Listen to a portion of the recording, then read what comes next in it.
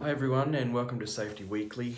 I'm Shane and today we're just going to talk about a case that just finished prosecution in Victoria and where a sole trader roofer was fined $15,000 and some court costs for not following what his SWMS said.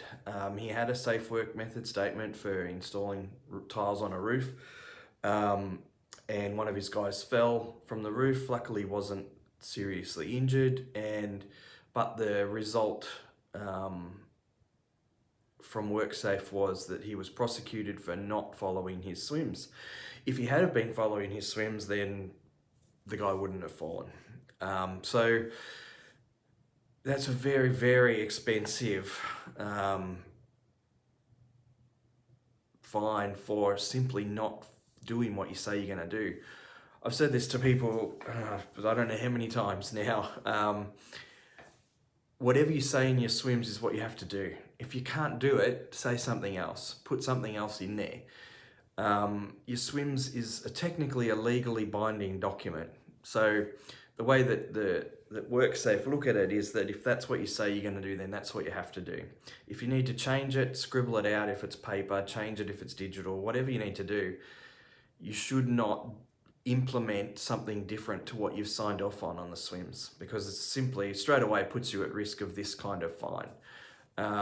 And you know, in all reality, it's a silly thing to do. If you say you're going to use one safety method to prevent you from falling at heights or whatever the situation might be, and you end up using something different and there's a serious accident, you're at risk. It's simple as that. So don't ever be in doubt that these things happen. You know, people, those documents get submitted at court.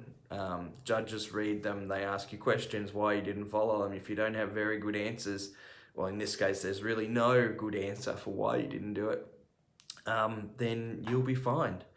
It's as simple as that. So short, sharp and sweet this week.